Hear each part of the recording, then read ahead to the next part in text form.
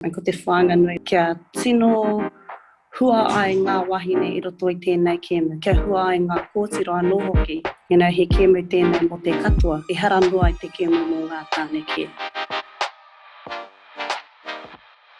Ko te whutupōro, he hākinakina kua whakairohia I roto I tō tātou hitori. Karekau he rite te whutupōro ā wāhine nei ki tētahi atu. Kei runga noa atu tā mātou au whakataetai me o mātou kai tākaro. I roto I ngā tau tata nei, kua piki haerenga āhei mō ngā wāhine whutupōro. Kua tipu mārika te kēmu mō tātou ngā wāhine, ai tākaro whutupōro ana ki roto o Aotearoa.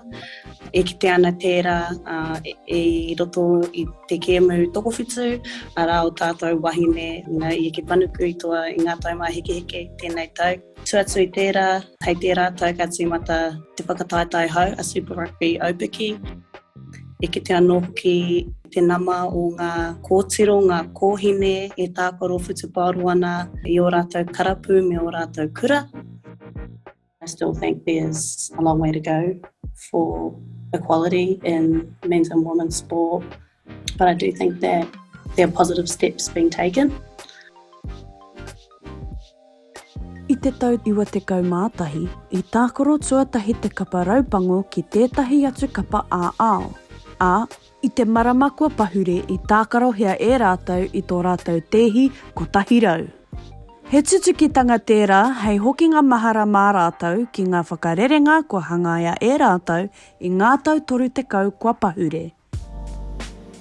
I think, for most of us to play in the 100th game, it was just another game, to be honest, until probably our captain, Les Elder, really emphasised the mana, the resilience, the challenges that a lot of the Black Ferns that have gone before us had to endure for us to be able to play this 100th game.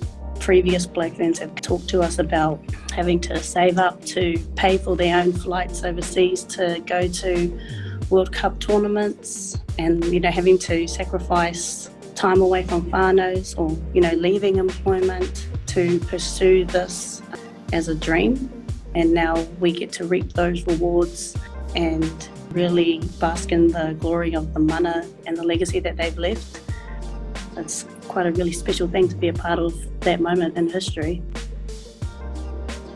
E tino mōhio ana hau, ngā wāhine I tāko ana mō Aotearoa, ai titu ana ngā kōtiro, ngā kōhine, ngā tauohi ki a rātou, pukenga I runga I te whira hoi anō, he toa anō hoki rātou I roto I o rātou ake ao.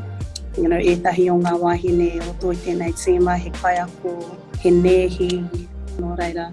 E hara noa ngā wāhine o tēnei tīma I te kai tākaro whutupōro engari, he wahine humari, he wahine kaha, he wahine toa, e parana, I tēnei huarahi I roto I te auha kinakina, engari I roto I o rātou ake mahi anō hoki.